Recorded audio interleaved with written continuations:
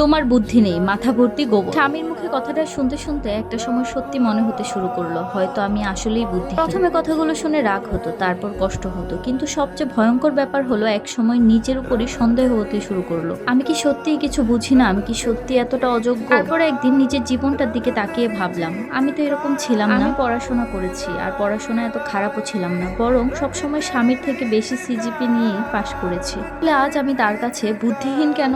তো আমি চাকরি করি না বলে, এখন একজন হাউসওয়াইফ বলে। বিয়ের আগে আমারও স্বপ্ন ছিল, ভাবতাম পড়াশোনা শেষ করে ভালো একটা কোম্পানিতে চাকরি করব, নিজের একটা পরিচয় হবে, নিজের টাকা থাকবে, নিজের একটা জায়গা থাকবে। কিন্তু প্রেম করে বিয়ে করলাম, ভেবেছিলাম মানুষটা যখন আমাকে ভালোবাসে আমার স্বপ্নগুলোকেও ভালোবাসবে। কিন্তু বিয়ের পর সবকিছু আস্তে আস্তে বদলে যেতে লাগলো। আমার সকাল শুরু হয় সংসার দিয়ে, আর রাত শেষ হয় সংসারের কাজ দিয়ে। কেউ কখনো বলে না তুমি আজ অনেক কিছু সামলেছো, বরং একটু ভুল হলেই শুনতে হয় তোমার বুদ্ধি নেই। সেদিন রাতে একা বসে ভাবছিলাম, আমি যদি বিয়েটা না করতাম হয়তো আজ কোনো ভালো কোম্পানিতে চাকরি করতাম, হয়তো আমার নিজের একটা পরিচয় থাকতো। আর তখন কি সে বলতে পারতো তোমার মাথা ভর্তি গোবর? নাকি চাকরি আর বেতন থাকলে আমার কথার মূল্য বেড়ে যেত?